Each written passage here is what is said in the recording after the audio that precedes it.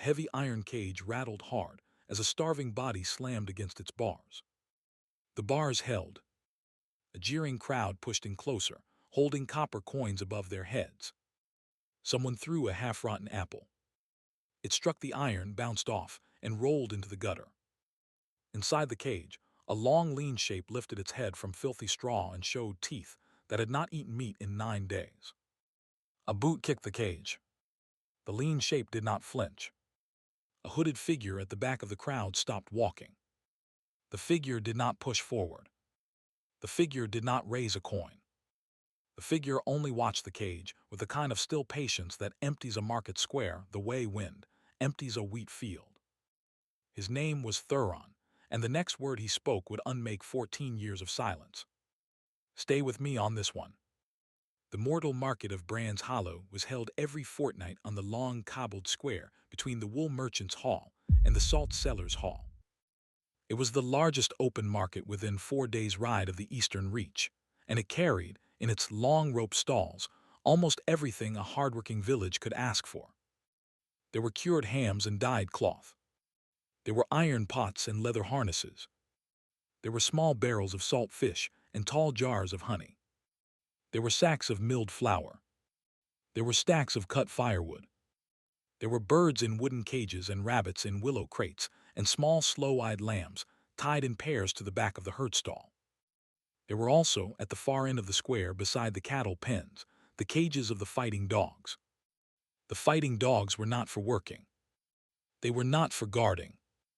They were for the back rooms of the wool merchants' hall on the night of every market, where the long oak tables would be cleared and a low iron pit would be set up in the middle, and the men of 3 counties would gather to bet small heavy stacks of copper on which lean body would still be standing when the other one had stopped. The fighting dogs were brought in by a stooped trader called Garrick. He had run the dog cages for 20 years. He had built up a reputation for finding the kind of dogs nobody else could break and breaking them anyway. Garrick had not always been a trader of fighting dogs. He had begun his trading life at 16, with a small cart of dyed wool he had inherited from his father, and he had walked that cart from market to market for 6 years before the wool prices fell, and the cart was sold for the cost of the lumber. He had drifted for 2 years after that, taking small jobs at this stall or that one, and in his 24th year, a hard-faced man with a long scar across his cheek had offered him a job carting cages from one market to another. He had taken the job because he was hungry. He had stayed in the job because it paid. He had not asked, for the first 3 years, what was in the cages. By the time he had asked, he had been in the trade long enough that no other trade would take him back. He had not thought about the dogs as creatures in 20 years. He had thought about them only as coin. On the cobbled square that afternoon, in the 4th cage from the end, lay a long gray wolfhound that Garrick had not been able to break. The wolfhound had been brought to the cages 9 days before, half-starved already, by a band of southern raiders who had taken him out of a high mountain kennel and could not get him to obey. Garrick had paid the raiders 4 silver coins for him, and had decided he would either break the dog inside 2 weeks or sell him to the fighting pit at a loss. The dog would not eat from his hand. The dog would not eat from any hand. The dog had been starving himself for 9 days, because the only food in the cage was the kind of meat a wolfhound from a high mountain kennel would not accept from the men who had taken him from his pack. He was on his 9th day of fasting now. He lay in the filthy straw at the back of the cage. His ribs showed through his matted fur. His paws were torn open across the pads. His long, lean head was lifted to watch the crowd. His eyes were the color of wet stone. Garrick was working the front of the cage with his loud market voice. He was telling the crowd that the dog was a fighter from the mountain kennels and that the bidding would open at 3 copper coins. No one was bidding 3 copper coins. Most of the crowd was laughing. A small boy threw the half-rotten apple. A burly farmer with a hard red face kicked the iron of the cage. The dog did not flinch. Garrick dropped the opening bid to 2 copper coins. No one took it. The tall, hooded figure at the back of the crowd had been standing very still for a full minute. He had not pushed forward. He had not raised a hand.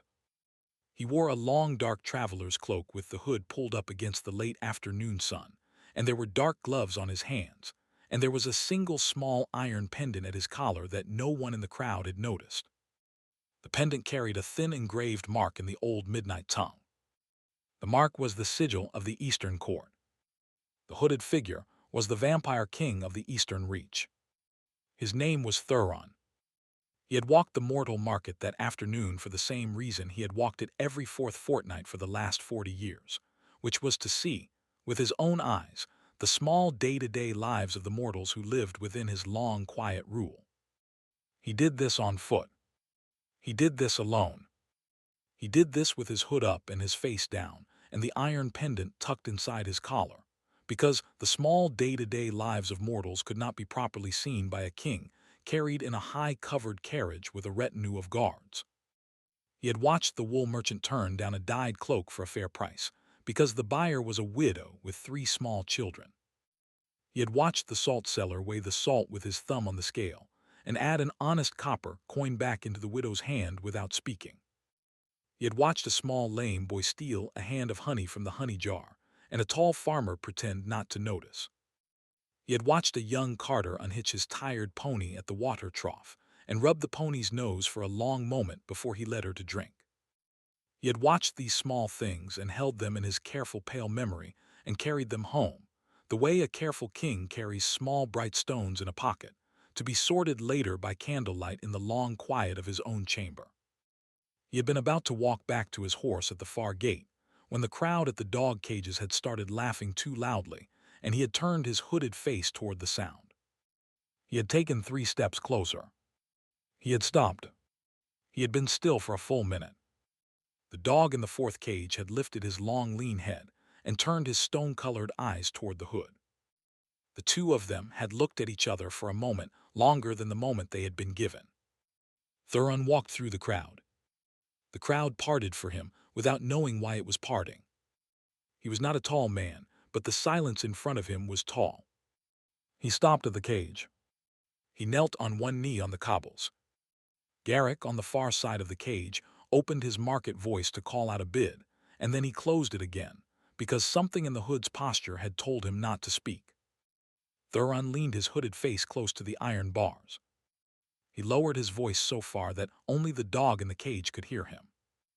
He said one single word, in the old midnight tongue, that no one in the crowd of mortals would ever have known. The word was the kennel call of the royal pack of the Eastern Reach. The kennel call had been passed down through 11 kennel masters across 900 years. It had been taught to every wolfhound born under the iron of the Eastern Court, from the first day the pup opened his eyes. It was not a word for fighting. It was not a word for hunting. It was the word a kennel master used at dawn to call his pack home from the high pines for the morning meal. The word was warm. The word was soft. The word was the kind of word a wolfhound from a high mountain kennel had heard every morning of his life, until the morning a band of raiders had taken him from the kennel and put him in an iron cage. The wolfhound in the cage lifted his ribbed body off the filthy straw. He came forward 2 slow steps. He pressed his long lean head against the iron bars an inch from the hood. He made a small low whine, deep in his throat in the same old midnight tongue, and the whine carried the long quiet sentence that only a pack dog could carry. The sentence said his own name. The name was Bran. The sentence also said the name of his sire. The sentence also said the name of his sire's sire. The sentence said, in the careful language of the royal pack of the Eastern Reach, that he was the great-grandpup of the king's own lost battle hound, the one the king had ridden into the long northern war 90 years before, and the one the king had buried with his own pale hands in the high pines above the Eastern Reach. Thuron closed his pale eyes for one long breath. He had not heard that name in 90 years. The lost battle hound had been called Vers. Vers had been the largest wolfhound the Eastern Reach had bred in 300 years. He had stood as high as a man's hip at the shoulder. His coat had been the silver gray of a winter sky. He had carried Thuron through the long northern war for 9 straight winters, and he had been the only living creature in the Eastern Reach who had been allowed to follow Thuron into the king's private chamber unsummoned. He had died of a poisoned arrow on the last morning of the war, in the high pines above the eastern reach, with his great gray head on Thuron's gloved knee and his stone-colored eyes still open. Thuron had carried his body down the high pines on his own pale arms. He had buried him on the south-facing slope, where the morning sun first reached the kennel. He had sealed the kennel the same week. He had given the order to never breathe the line again, not because he hated the line, but because he could not bear, in the years that were coming, to look down into a pair of stone-colored eyes that belonged to a body that was not theirs. If you're still with me, hit that subscribe button. He opened his eyes. He stood up from the cobbles. He turned toward Garrick. He did not lower his hood. He spoke for the first time in a voice the crowd could hear. The voice was low. The voice was calm. The voice carried, somehow, all the way to the back of the cobbled square, the way a true voice always does. He asked Garrick the opening price for the dog in the fourth cage. Garrick, who had been watching the hood the way a man watches a thunderhead, named the opening price. He named it at 3 copper coins, which was the price he had opened with. He did not name it higher. Thuron reached into the inner pocket of his traveler's cloak. He withdrew a small leather pouch. He did not look down into the pouch. He pulled out 3 gold coins. The 3 gold coins were heavy, polished, and stamped on the back with the iron sigil of the Eastern Court. They were each worth 400 copper coins. He laid them on the top of the cage, in a small, careful line. He looked up at Garrick. He said very quietly that he was paying triple the asking price. He said that the asking price was 3 copper coins. He said that the 3 gold coins on the top of the cage were 900 copper. He said that the difference, which was 897 copper coins, was the price of Garrick's silence on what had happened at the cage that afternoon. He said that Garrick would not bring a wolfhound to the mortal market again. He said this without raising his voice. Garrick looked at the 3 gold coins. He looked at the hood. He looked at the dog in the cage. He did the small, slow arithmetic of his trade, in the small, slow brain that had run the dog cages for 20 years. He lifted the 3 gold coins off the top of the cage with both hands. He tucked them inside his shirt against his skin. He bowed low, the way a stooped trader bows to a buyer who has just bought every dog cage in his stall, and a few others besides. He unlocked the 4th cage. He pulled the iron door open. Thuron did not reach in to drag the dog out. He did not raise his hand to call him. He simply stayed kneeling on the cobbles with the cage door open, and he said the kennel call one more time, in the same warm, soft voice. Bran came forward, 2 slow steps, then 3. He stepped out of the cage onto the cobbles. He laid his long, lean head against Thuron's hooded shoulder for one long breath. The crowd, which had been laughing 5 minutes before, had gone very still. The wool merchant had stopped sorting his cloak. The salt seller had laid down his thumb. The small, lame boy with the honey on his hand had crept closer to watch. The burly farmer with the hard, red face had taken 3 quiet steps back from the cage, and was holding his hat in both hands as if he had forgotten he was wearing it. Thuron rose. He laid one gloved hand on Bran's matted head. He walked slowly, with the wolfhound at his hip, across the cobbled square toward the far gate where his horse was tied. The crowd parted for him a second time. No one spoke. No one moved. No one followed. He reached the far gate. He untied his horse. He did not mount. He led the horse on foot down the long road out of Bran's Hollow toward the eastern reach, with the lean gray wolfhound walking at his hip the whole way. Bran's torn paws bled across the cobbles for the first half-mile, and then they stopped bleeding, because Bran had decided, in the careful way of a pack dog who has finally been called home, that the bleeding was not the most important thing about the walk. They walked the long road through the gathering dusk. They passed a small farmhouse where a woman was bringing in her laundry off a line. She lifted her head and watched them go by, the tall hooded man and the lean gray wolfhound and the dark horse, and she crossed herself with the small iron sigil she wore at her throat, but she did not look afraid.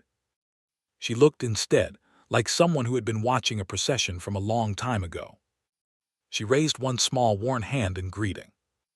Thuron lowered his hood for a single breath, met her eyes, and lifted one gloved hand in return. He raised the hood again. He walked on. They passed a small wayside shrine at the second crossroads. Bran paused at the foot of the shrine and lowered his long, lean head. Thuron stopped and waited for him. He did not hurry the dog. The dog rose after a moment and walked on. They passed an old shepherd herding 3 thin sheep back to a stone fold. The shepherd did not look up. He had been walking that road for 60 years, and he had learned not to look up at the things that passed it after dusk. Thuron did not begrudge him. He let the shepherd keep his small private peace. They passed the long roadside marker that named the boundary of the eastern reach. Bran stopped at the marker. He lifted his long, lean head and looked back once toward the road behind, and then forward once toward the road ahead. He set his torn paws on the dark stone of the eastern reach for the first time in his life. He took 3 slow, careful steps across the boundary. He looked up at Thuron. Thuron looked down at him. The two of them walked on.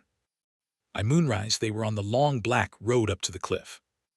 By midnight, they were at the iron gate of the inner ward. By dawn, Bran was lying on a deep wool rug in front of the low fire in the king's private chamber, with a small silver bowl of warm broth at his nose and the careful long fingers of the court physician on his ribs. He drank the broth. He did not stop drinking until the bowl was empty. The court physician brought a second small silver bowl. He drank that too. He laid his long lean head down on his torn paws. He slept the deep flat sleep of a pack dog who had finally been called home. The court physician left a small soft linen cloth across his torn paws and a careful long hand on his ribs for one quiet minute before he, too, slipped from the chamber and left the king and the Wolfhound alone in front of the low fire. Thuron sat in the high carved chair beside the fire and watched him sleep. He did not move for 2 hours. The court physician, a careful long-faced lord called Reynold, came and went without speaking. The steward brought a small tray of dark wine and a silver bowl of sliced fruit and a thin square of bread. Thuron did not touch the wine. He did not touch the fruit. He ate a small corner of the bread slowly, while watching the long, lean gray shape on the rug breathe. At some point in the second hour, the Wolfhound on the rug lifted his head and made a small low note in his throat. The note was the same long, quiet sentence he had made at the cage, but it was rearranged. This rearrangement said the name of his dam, and the name of his dam's dam, and the long line of names back to the great-grandsire who had been Thuron's own lost battle hound. The sentence ended with one more name that Thuron had not heard in 90 years. It was the name of his battle hound's last pup, the one that had been smuggled out of the eastern reach the night the long northern war ended, because the war had cost too much and Thuron had ordered the kennel sealed and the pups never bred again. The smuggled pup had been bred.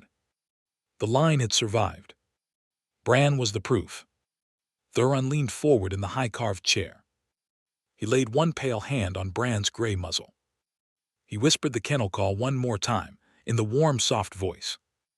Bran beat his tail once on the wool rug.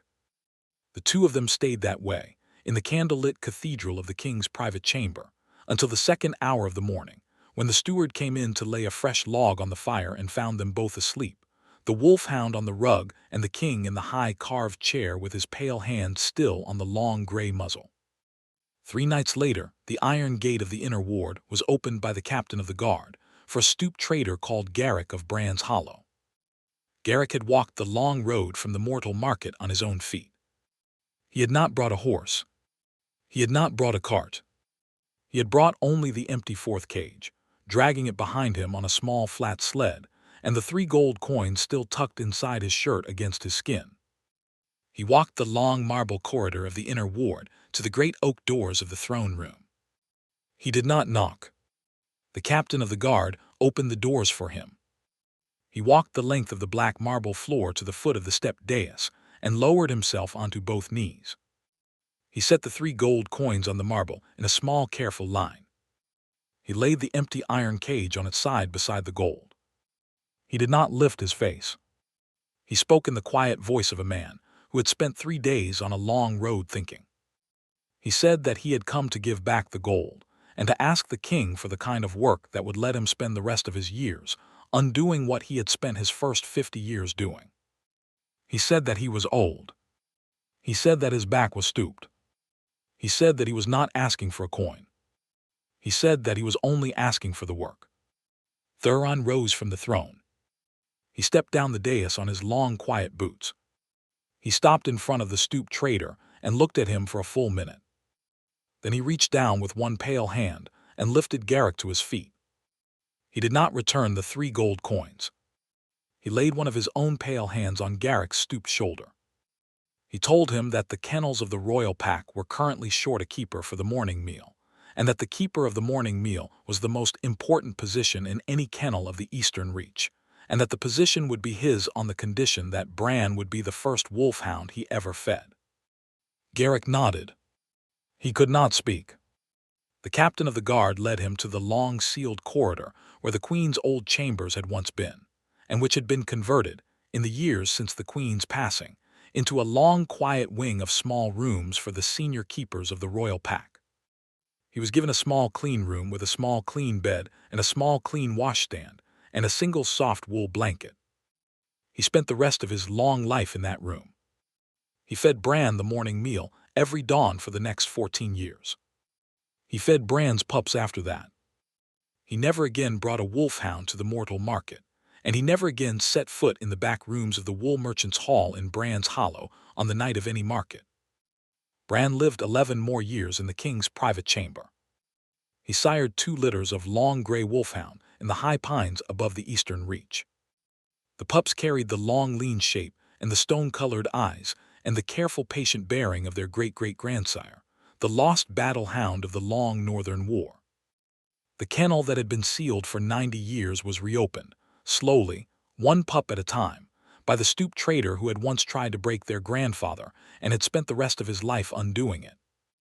Word of the reopening traveled, in the quiet way news of the Eastern Reach always traveled, from one kennel to another across the long northern roads. Within 2 years 3 other royal kennels of the high mountain courts had sent letters of inquiry to Thuron's steward, asking for the kennel call to be taught to their own pups again. Thuron answered each letter himself, in his careful long pale hand, and he sent a small wax-sealed copy of the kennel call written in the old midnight tongue to each one. He included, with each letter, a small folded note in plain words for the kennel master, naming Garrick by name, and asking that the stooped trader of Bran's Hollow be invited to visit and to teach the morning meal as he had learned it under the king's own roof. Garrick did visit. He visited each of the 3 kennels in turn. He spent a month at each. He taught the morning meal with the small wooden ladle he had been given on his first morning in the Eastern Reach. The long northern courts learned to feed their pups again the way the pups had been fed 900 years before.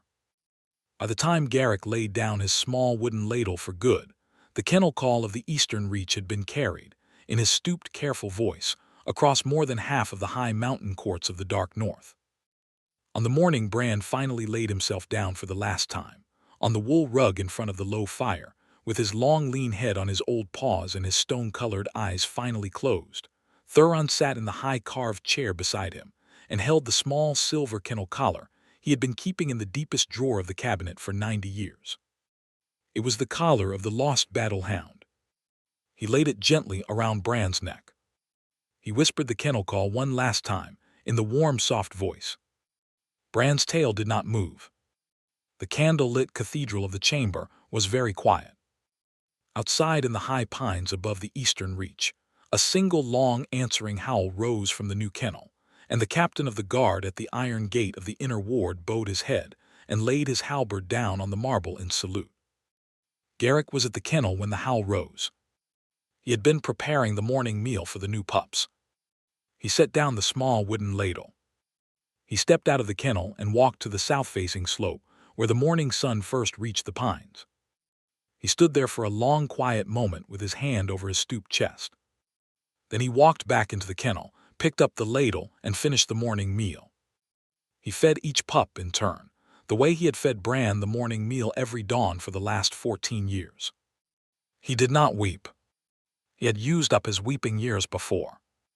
He had only now a quiet, warm thing in his stooped old chest where the long market years had once been. Thuron buried Bran on the south-facing slope beside Vares. He carried the body down the high pines on his own pale arms, the way he had once carried Vares 90 years before. The stooped trader walked beside him the whole way. They laid Bran in the small grave at the foot of the silver-gray marker that bore the long, quiet name of his great-great-grandsire. Thuron spoke a small, careful sentence in the old midnight tongue. Garrick did not understand the sentence. He did not need to. He bowed his stooped head and laid one careful old hand on the fresh dirt and stood for a moment without speaking. Then the two of them walked back up the high pines to the kennel, where the new pups were waiting for the second feeding of the morning. The captain of the guard at the iron gate of the inner ward had laid his halberd down on the marble in salute. He kept it down for the rest of the morning. He picked it up only when Thuron returned through the gate at midday. He bowed his pale head as the king passed. He did not speak. The king did not speak either. The two of them did not need to.